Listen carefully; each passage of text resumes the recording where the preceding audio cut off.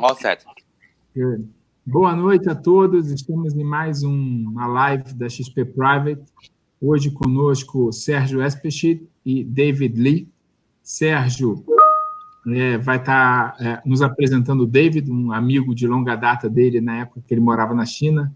Sérgio tem mais de 30 anos de Vale do Rio Doce. Hoje ele é um consultor independente, mas mais de 30 anos de Vale, dos quais os últimos 15, 20 anos entre a Europa, Oriente Médio, Ásia, e os últimos 4 anos antes de se desligar da companhia como CEO da Vale na China. Na China, o Sérgio conheceu o David Lee, um dos professores e economistas mais respeitados da região, e nos fez essa apresentação e essa provocação da gente bater o papo com alguém na mainland China. Eu vou passar a palavra para o Sérgio para apresentar o seu amigo David. Sérgio, contigo. Ok, bom dia a todos. Eu vou começar aqui rapidamente em português e passar só para inglês no final. Professor, I'll just make a brief introduction about yourself in Portuguese for the public, okay? So, o professor David Lee, ele é professor da Universidade de Tsinghua, tá? Que fica em Beijing, é a principal universidade da China, inclusive onde formou o presidente Xi Jinping. Ele atuou por muitos anos e fez PhDs e outros tipos de treinamentos em universidades americanas, Stanford, Harvard, e sempre esteve muito envolvido nessa relação Estados Unidos-China, tá? Ele é um top advisor do governo chinês, né, nas questões de economia e política global. Ele faz parte do Standing Committee do Partido Chinês, do Partido Comunista Chinês. Então, como o Beni colocou, é uma pessoa muito respeitada e muito conhecida. Nesses anos da Vale na China, o professor sempre foi um grande amigo da Vale, bastante contato com as atividades da empresa por lá, e nesses últimos anos nos tornamos aí grandes amigos, e dentro da filosofia que a gente procurou praticar lá de ver também a China através dos olhos da China, né? Então essa é a ideia, né, de trazer o professor aí. So, Professor David Lee, I just make a brief introduction about yourself. Welcome. I think it would be very good for all the Brazilian economical community to know more about the economical, political, and any other subject on their interest in China through you. So, thank you very much for joining us. And Benny, please. Yeah, it's my pleasure. It's truly my pleasure, mainly because Brazil is the country I have been really, really expecting and wanting to visit. I was planning to visit Brazil last November for the BRICS summit, but for some reason I couldn't make it. And then I was expecting and trying to make arrangements to visit last April, okay, as chief economist of the NDB, and for obvious reasons I could not make it.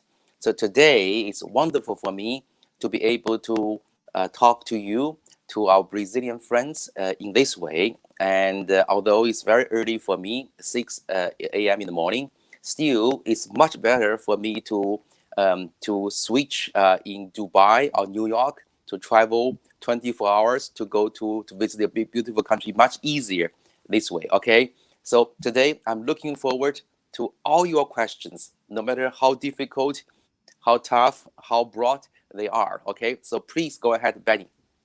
Okay, David, thank you so much. I will begin with a very easy question to warm up. Okay, sure. That is, how is life in China nowadays?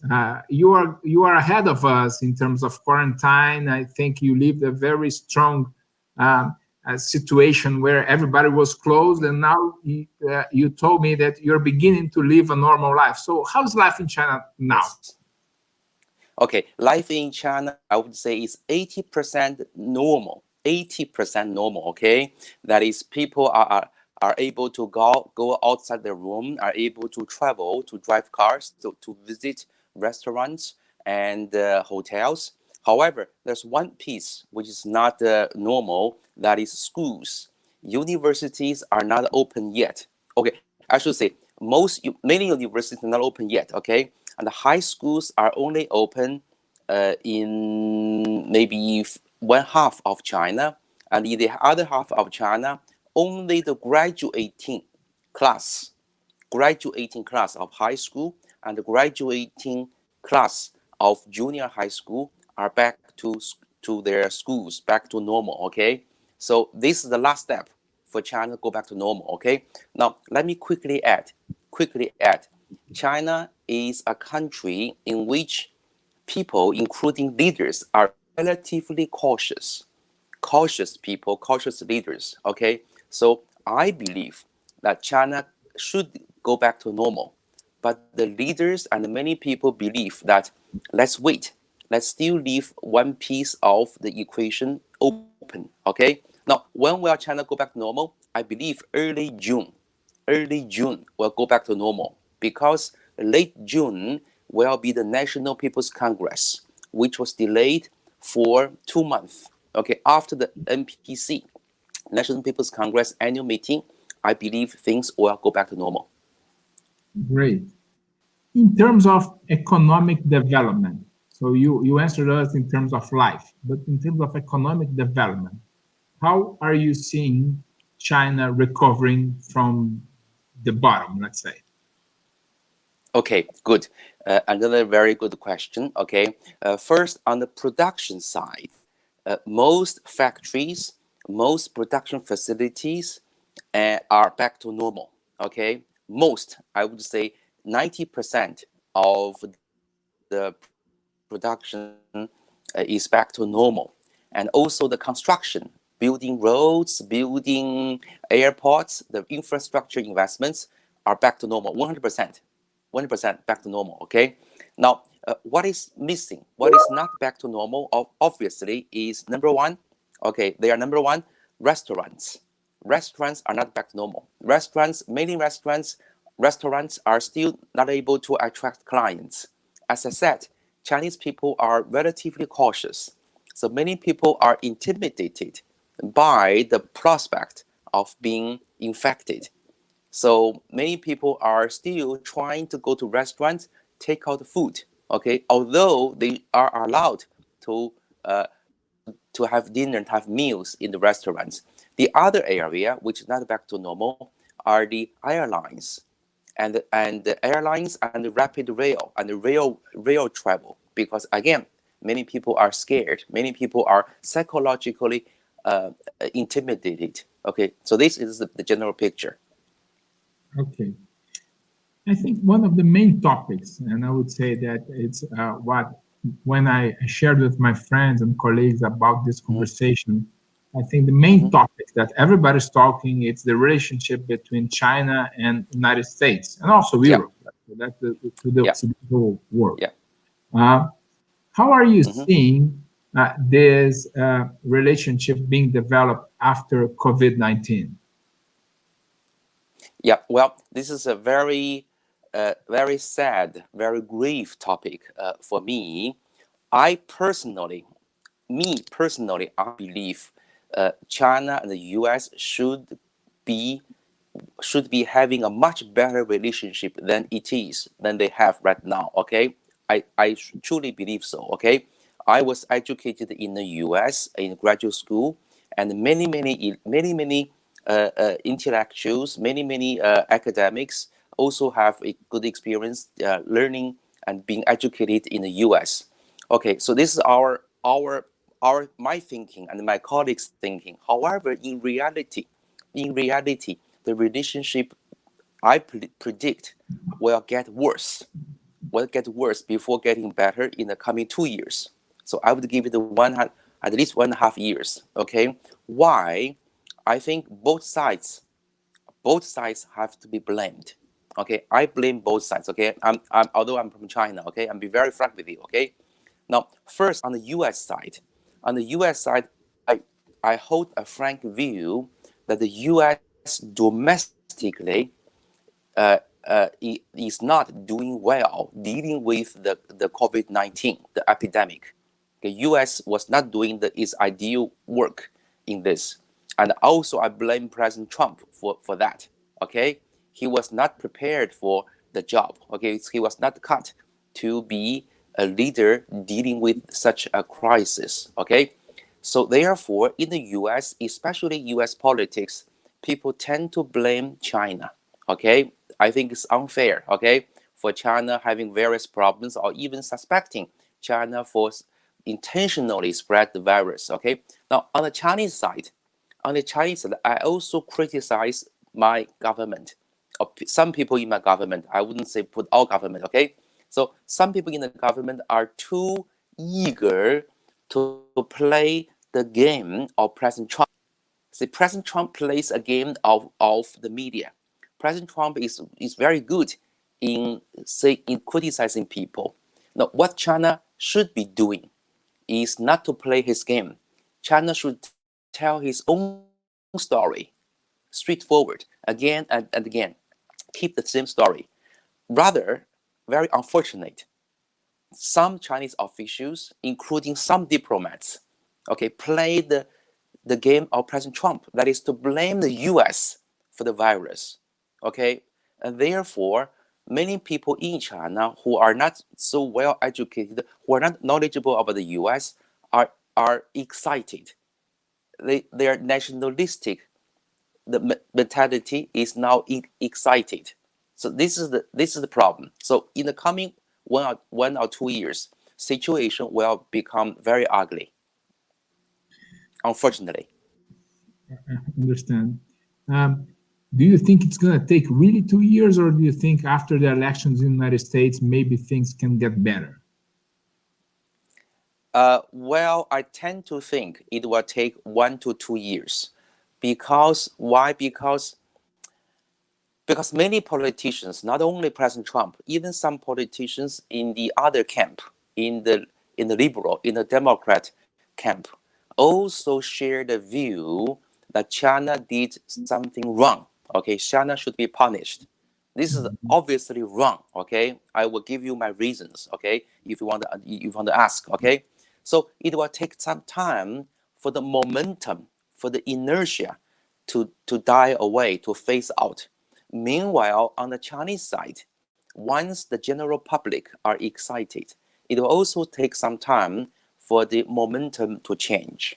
So I believe it will 1 or 2 years for both sides, and also for Europe to go back to normal, dealing with China.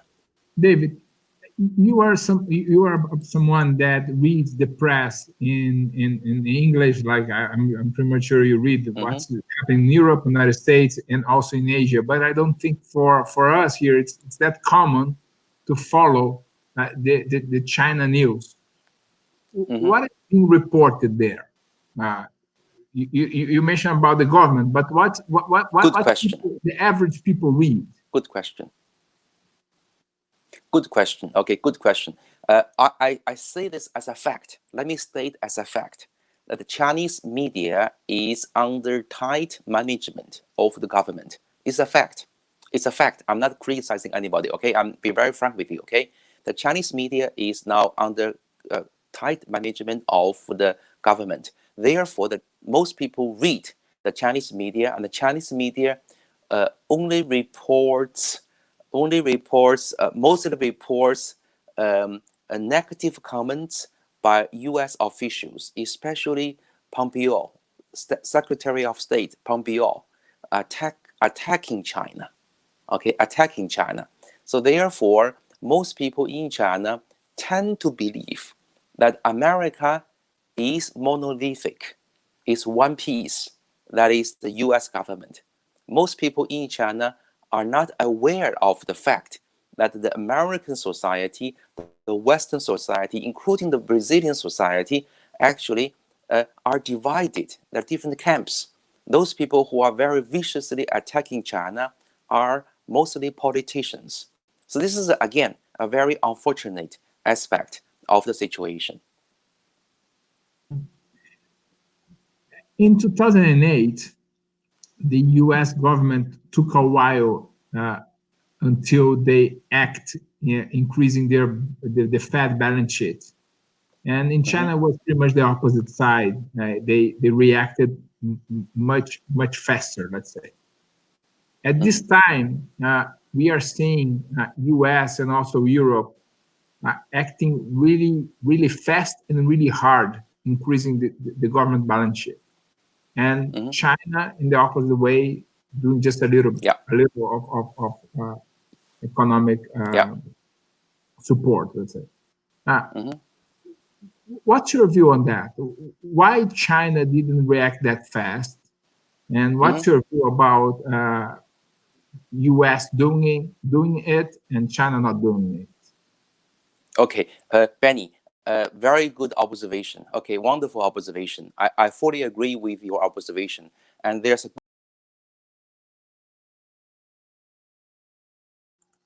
Pessoal, acho que a gente teve um problema aqui com David, mas vamos aguardar um pouquinho.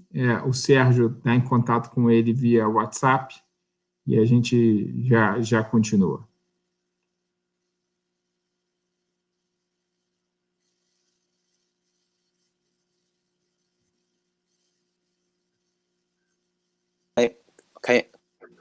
Hello, can you hear me? Yes, we can hear you. Can you hear me?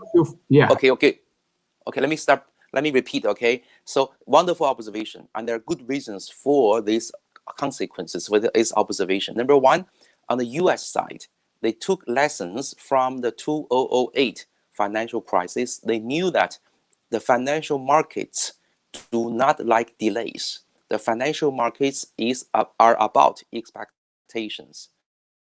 So they push all out to stabilize the financial situation, okay, in order to help enterprises and to prevent enterprises from going into bankruptcy, okay? So there are good reasons for them, okay? Meanwhile, on the Chinese side, they also know that this epidemic is different from the global financial crisis of 2008.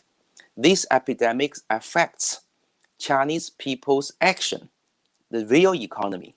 And in China, people have relatively high amount of savings. And in China, most households can survive a few months without cash. Okay, I'm not saying everyone, okay? But most households have higher amount of savings. So for China, the most important thing is, or was a few months ago, to stabilize the public health problem in Wuhan and in Hubei province.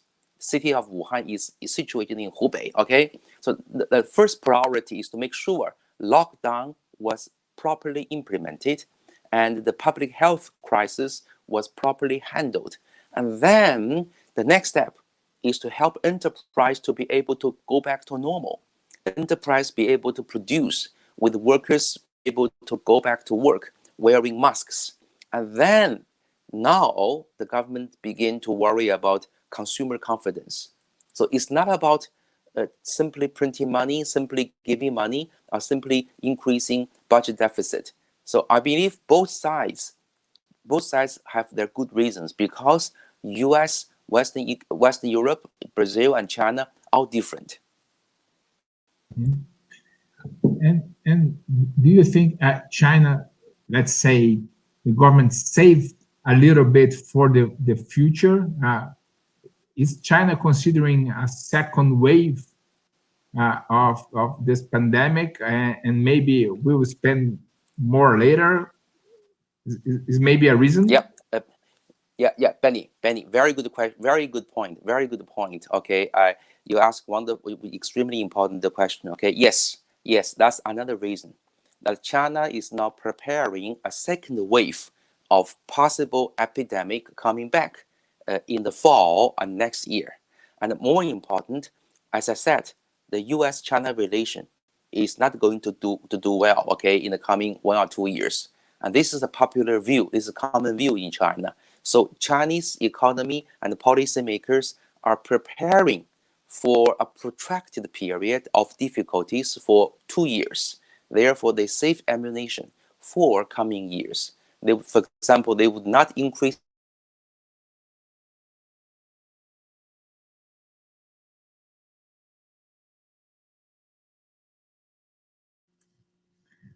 A gente teve aqui mais um problema. Vamos aguardar um pouquinho.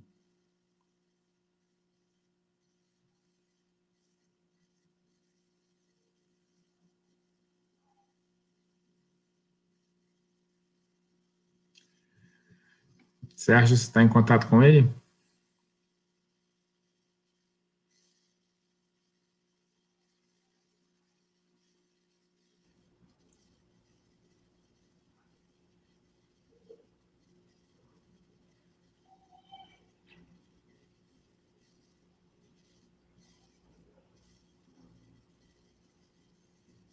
Ele deve ter saído para entrar de novo.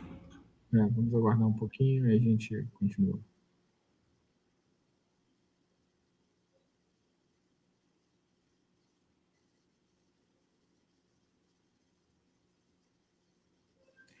Sérgio, Sim. a sua experiência de China foram em que cidades? Eu morei em Xangai, mas também ia muito a Beijing e também circulava muito pelas cidades costeiras, né? Pelos negócios com os portos. Então, desde de Shenzhen, mais ao sul, até o norte, até Dalian. Depois você me conta um pouco aqui também. Yes, can you hear me? Yes. Yes, Professor, you're Yes, back. Benny. Yes. Yeah. Back. Okay. Yeah. Please go ahead.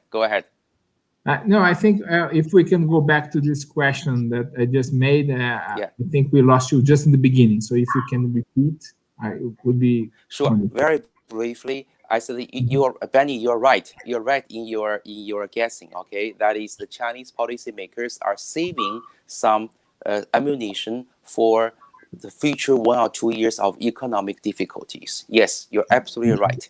So Chinese policymakers are not pushing all out. They're waiting for the worst times. And David, do you think China is more well prepared to face an epidemic like this than the rest of the world? Do you think that's one of the reasons why China built better than the rest of the world? Yes. I think this is a very fair point. I do believe China was better prepared for such kind of crisis for two simple reasons. The first one is widely recognized. Second one is less so. Okay, the widely recognized reason is because the political social institutions. That is, China has much more politically centralized institutions. So the policymakers can make very quick decisions without bothering about different opinions. Okay, so very quick, the political centralization and the political and social mobilization. The other reason is less obvious. The other reason is because the Chinese people are different in their behavior and culturally from, say, Brazilian people. I mean, nothing's wrong, nothing's right, nothing is better, nothing is worse. Okay, I'm just saying as a fact. The Chinese people are, number one, they're more willing to follow orders. Okay, they are for years. Okay, second, they are more cautious. Okay, when it comes to facing risks. Okay, why we are more cautious than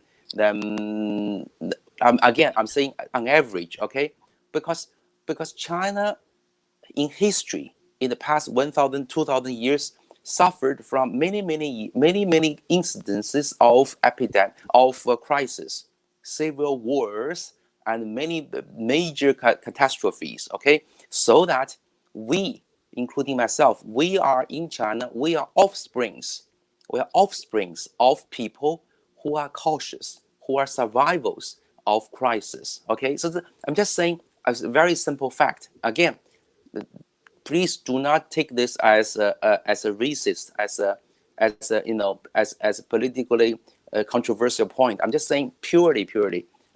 There are different cultures. No culture is better. No culture is worse. Okay, so Brazil is so much better in soccer than Chinese soccer, right? Partly because the Chinese people are too reserved. Okay, on many things. Okay, I'm just, again, for fun. Okay, so please don't get me wrong. Okay, I'm just saying open-minded way. Okay. Yeah. So, do you think China is the winner of the situation since it's more well prepared? Yeah. Better savings. Yeah. It's the winner of the situation around the world. Yeah. Well, very interesting question, and also a very common question. I think among people in the world, including Brazil. But I frankly speaking, is a wrong question. It's a wrong question. Okay, it's wrong to ask this because this is not a game. This is not an Olympic game. This is not a tournament. Okay, everybody, all countries, all cultures, all peoples are facing the same challenge. We are facing the same challenge. Okay, we are all like students taking exams, the same exams. Okay, the same mathematics exams. Okay, this is like math exam. Okay, and Chinese situation, the Chinese people, Chinese political system happen to be better cut to take this exam. Okay, so I would say the Chinese people are better prepared for this exam. However, if you give us exam of soccer, that Brazil will do much better than China. Okay, so everybody face the same challenge. We face the same challenge. Okay, everybody is losing. Everybody, we all lose. We all lose. Okay, so my implication is that don't blame anybody. Don't blame any country. Okay, China is also a major victim. Okay, look, China suffered from 3 months of economic and social lockdowns. Okay, and social slowdowns. Okay, so we all lose. We all lose. And China happened to be able to deal with this better because of cultural reasons and political, social, institutional reasons. Okay. Where do you think you're going to find growth in the world? It's in Asia, it's in China, it's in US. Do you think how we will recover from this? Okay. Okay. Again, wonderful question. Okay. I think there are three groups of countries in the world facing the COVID-19. One group is East Asia, China, Japan, South Korea, and the region of Taiwan, okay, and Singapore, okay. So this is one group, and very, very fortunate, I think, for the world. This group of countries are very important for the global economy. For example, the computers we use, the iPhones we use, are mostly assembled, produced in this part of the world, although they are designed in the USA, okay. Computer chips are mostly produced in these countries, and electronic products, consumer goods, and masks and ventilators are produced in this region.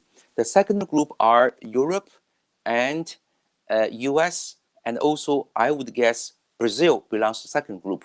These countries are in the second wave of facing epidemic. They are about 2 months, 1.5 or 2 months behind the East Asia. The third group of countries I worry most. They are Indians and Africans, India and Africa, maybe even Southeast Asia. Okay, I worry that the epidemic will come back to India and to Africa. This is the third wave. Okay, so for the global economy, I see 3 waves of recovery: East Asia, Europe, US, and India and South and Africa. I do hope that India and Africa will not be affected. Okay, I sincerely hope that the third wave would not come, but I worry about this. And Professor Li, do you see any opportunities in type of investments? And can be, like, broadly speaking, can be in China or can be elsewhere. Like, from this situation, where would you invest your money? Yes. Okay. Good question. Now, I claim this is purely my personal view. Okay. I personally, I'm watching 2 sectors. Okay. Number one sector, I watch oil companies. Okay, because I do believe, I hold the view. Okay, that oil prices will not always be too low, so low. Not only because the global economy will eventually come back in 1 or 2 years back to normal consuming crude oil, but also because President Trump will do something with Saudi Arabia or even with Russia to stabilize the oil price. Why? Because if the oil price is not stabilized, many US shale gas companies will be affected. So President Trump is very good in this regard. Let's give him credit. He knows the Wall Street. He knows the business relatively well. And also the US as a country has leverage over Saudi Arabia. Okay? And so it's in everybody's interest, US and Saudi Arabia and Russia, to stabilize the oil price. Okay? And so I am personally investing in oil price, but not, initially for a few days, I invested in the futures of oil price, the USO, USC, you know this very well, okay? I didn't do well, okay? But I quickly switched into equity, equities of BP, of ExxonMobil. Okay, these are big companies. I don't think they will go under. I don't think they will be affected because they also have downstream business, okay, which benefit from the low oil price. The other area I'm interested in is high-tech companies, okay, companies who are producing the software we are using, okay, and currently there is a game going on among many high-tech companies trying to compete with each other in coming up with the best platform of video conference and many other things. So I'm betting on large companies in this regard because large companies, number one, will not go under. And second, large companies have cash in the high-tech industry. They will be able to buy some of the winning technologies in this business. Now, this is my current personal investment strategy, okay? And the other wave, the other business is Valley, okay? Valley and Glencore, okay? I think they will come back slightly later than crude oil, the oil companies. Why? Because they will come back when the Chinese economy goes back into relatively normal pace of growth in maybe 1 year, or maybe 1.5 years, or 2 years. Okay, so China will definitely push very hard infrastructure, which will need iron ores, will need mineral stuff, will need coal. Okay, so Valley is also still one of my most favorite stocks, but in comparison, frankly speaking, I think the crude oil companies are now more exciting than Valley. So I sold some of the Valley shares. Sergio, I'm sorry to say that. Okay, I sold some of the Valley shares. I switched into ExxonMobil and BP. So far, paying off. Good. Can you share with us a little bit about your view on the economic numbers of China? How the GDP will react for this year and next year, 2020, 2021, like overall? Yeah. Okay. Yes. Okay. Let me say this way. Okay. Currently, in the first quarter, China declined. GDP declined by 6.8%, almost 7%. The first quarter. Okay, which is still relatively mild relative to many people's expectations. Now, I believe the first half of this of the economy still will be negative. The first half of Chinese GDP. Now, for the whole year, I did my calculation, my forecast. If nothing was done, okay, the whole economy will only grow around 1.5%. Only 1.5 for the whole year if nothing was done. Okay. Now the issue is what the government will do to support the GDP growth. Now I think the Chinese government will put in a moderate amount of stimulus so that the growth will be between 3 to 4%. 3 to 4, maybe 3.5, close to 4%. Okay. Now, why is that? 3 to 4% will enable many households to be able to, to survive, and the unemployment situation mostly under control. Okay. But 3 to 4% is not a big number for China. Okay. And this will enable to save some ammunition of stimulus for next year. So next year, if China this year follows 3 to 4% GDP growth, next year will be something around 6 to 7. Okay, relatively high. Okay, and then next year we'll go back to the same level. Okay, so this is my prediction: 3 to 5 this year, 6, 7 next year, and 6, 7 the year after. And in terms of currency, do you think any major changes in terms of currency because of this trade war with the US? Yeah, okay. I believe that the currency for the rest of this year was mostly under pressure to appreciate. RMB will appreciate. Why is that? This year, okay, not next year, this year, in the second half of 2020. Why? Because US has printed a lot of money, and the US Treasury bond is now beginning to have higher yield. Okay, because people are beginning to retreat from the US market to emerging markets, including Brazil.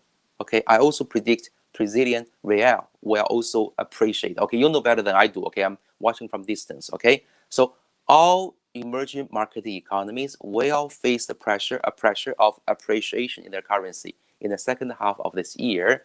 But next year, different story. Next year and the year after, China will face some pressure of depreciation because of trade wars, because of the rest of the world may be very suspicious of China's economic sustainability. Sergio, before I go on, I would like to open to you. I know that you also have some questions. Yeah, I just thank you, Manny. There's one question, Professor David. I'm following the comments of the people here, and you made a statement in the beginning about the savings of Chinese people. That the Chinese people they like to save money. Can you talk to us a little more about that? Of this, how is this habit? How the normal middle class Chinese person deals with money in terms of savings and etc. I see. Okay. It's a habit. As a habit, most people put aside. Okay, on average, the savings rate about households is between 25 to 30%. Okay, every year they put aside 25 to 30% of their income as savings. This is the average number. Of course, different households have different pattern of consumption. Okay, and also there are studies to show that young people, before getting married, before having kids, do not save a lot. But then when they have kids, when they have families, they also begin to save. Okay. And also there is a pattern that older generation of people transfer their savings to their kids. Because in China, family relationship is very important. So savings are transferred from parents and grandparents to their kids and grandkids. So this is the situation, and it's very hard to explain why. Okay, Japan is like the same, but my explanation is that China suffered too many years of civil wars and catastrophes. So we're all offsprings of those people who were very cautious during civil wars and catastrophes. So this we're genetically shaped by catastrophes in history. And I have a second question here that Sure, please. I know you're working, you are a very deep researcher on everything, and recently you have been the chief economist of the New Development Bank, and you have opportunity to study deeply the countries involved on that. But here in Brazil, we see many times people not believing too much in the numbers of China. They believe that the numbers are let's say, worked in a way to give a good image and sometimes not. And in this crisis, how many people said, oh, China didn't tell the truth? The part of the people, like Trump, they said the virus came from China is one thing. The second one is they said they didn't tell us. And that is what Mr. Trump is saying every day. What could you tell us about that? Yeah, wonderful question. Sergio, thank you very much for bringing this very important question and a very challenging question, and be very frank. Okay, as I said at the beginning, I'm very, very open, very, very frank. Okay, so number one, the Chinese institution, the political institution, is such that it's based on promotions. Okay, people are promoted, not elected. Okay, I'm talking about lower local officials and government officials in the ministries. Okay, so when you have a system of promotion, okay, people who want to get a promotion try to put out beautiful numbers for their promotion. This is a deep institutional reason. Okay. However, meanwhile, there is a countervailing force. That is, people who promote, who decide promotion, also try to check numbers. They try to check numbers to see whether people put out wrong numbers. Okay, so this is a very big game, always a daily game going on in China, a daily game. So the National Bureau of Statistics publish numbers. The national level numbers are usually better than local numbers. Why? Because local numbers are used oftentimes to help local officials to get promotion. Okay, this is a general background. Now back to the issue of epidemic. Now, frankly speaking, at the very beginning, maybe last December, early January, okay, some local officials in Wuhan were worried about this situation, so they were not straightforward about their cases at the very beginning, very early start, but very quickly, around January 3rd or January 5th, I forgot the exact date, okay? The situation was quickly intervened by the central government. The central government quickly intervened, saying you have to report the true case. And then by early January, okay, the numbers coming from Wuhan, in principle, in general, are correct, okay? Why? You may say, oh, you are just saying a story. No, let me give you a reason, okay? Because these epidemic numbers, they are explosive. If you lie at the beginning, then you cannot lie forever. The numbers will go up very quickly, okay? So you can only cover a little bit at the early beginning, but then you have to be quickly come back to the true numbers, okay? Because otherwise the number will explode, okay?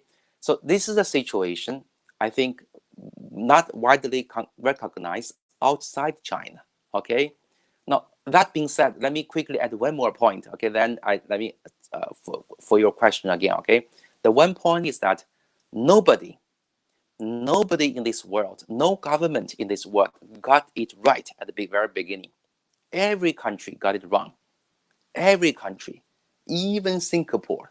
The Singaporean government was supposed to be the best government, right? Most effective, the smartest, right? They have PhDs, they have wonderful people, okay, in the government. Even the Singaporean government got it wrong, okay? So nobody got it right because Singaporean government said, okay, no problem at the beginning, okay? No lockdowns, no social distance, we do things to normal, but only wear masks, okay? But then they couldn't hold up. Then about 1 month ago, they began to do lockdowns, okay? So everybody, including European countries, European government, including, I would even say at the very beginning, the Brazilian government or the American government did not get it right. Why? Because this is a new virus. And this virus is very different from SARS, very different from Ebola. It's explosive. It's very explosive. And it's also very shrewd, very, very complicated, very sophisticated in its infection. So that being said, my bottom line is that don't blame everybody, okay? Let's work together, face epidemic. Let's solve the problem. And if people want to do investigation of the source of the epidemic, fine. Okay, I hold the view, and many colleagues of mine hold the same view. Let's do it in a scientific way. Let's investigate scientifically, also multilaterally. All governments, all parties should be involved. Also, let's do it comprehensively. Let's check all laboratories in the world, including US, European laboratories, for possible leak of their various studies. Let's check all cases, okay? Let's do it comprehensive. Let's do it scientifically. Let's do it in a multilateral way, okay? Instead of only singling out one country or singling out one laboratories in China, okay? Let me stop here, please. Professor, just have another question here, is that Benny put some questions about the relationship with US and so on. And you know that Brazil is, in a certain way, more aligned to US nowadays. And you have been in the BRICS Bank, so you have time, you had your time to study deeply that. What do you think about the future or the influence of that in the commercial relationship between Brazil and China? Now, I personally hope, and also I believe, that the Brazilian and the China relationship will go back to better terms, because business is business. Business is business, and China and Brazil are perfect couples in doing business, okay? because what China needs are things produced in Brazil. Okay, and also what China produces are also things Brazil need. Let me give you an example. You know better than I do. Okay, Brazilian companies procure a lot of construction and mining equipment from China, not only because China are able to do it at lower costs, but also because Chinese companies are able to provide them very timely. In 6 months, they produce equipment for Valley, okay, for a company, former company Valley, okay, whereas it takes two years for a European American company to produce that, okay. So we are perfect couples working together. So I hope, and I strongly argue, and also I believe it will happen in the future. That is, business is business, culture are culture, soccer are soccer. Okay, let's talk about soccer exchange. Let's talk about business. Let's talk about cultural exchange, so on and so forth. Don't let this be tempered by politics, by diplomacy. Benny, please. Yeah. David, I think one last question here. How do you think the situation will change the life of the Chinese, and if you can share a little bit of your view of how this will change the life of the common people around the world? I see. Yeah, good question. Very good question. Okay, I believe very simple. Two ways will change people's life.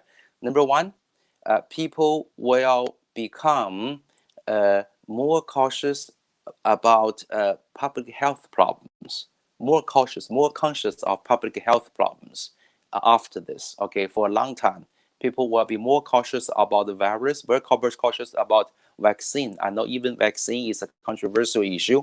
Number two, more important, I believe, especially in China, I believe people all realize life is short. Life is full of uncertainties. Okay? Enjoy life. Consume more. Okay? Enjoy times with your families. Enjoy consumption. Okay? Although in the short run, people are intimidated, but after this, people realize we have to go back to enjoy life. Okay? So I predict in China, there will be higher demand for cars. There will be higher demand for new housing. There will be higher demand for tourism. 6 months or maybe 3 months after this. Okay, so I'm optimistic. I think this is a wonderful education for people, all peoples in the world, that we are people. We should appreciate what we have, and we should be happy. We should enjoy life.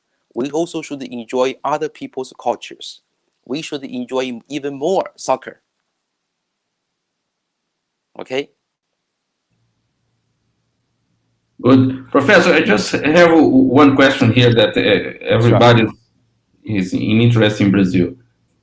What do you, as you have been in NDB for this time, what do you think is the strategy, or what we can see in a short and medium terms about infrastructure investments of Chinese companies in Brazil?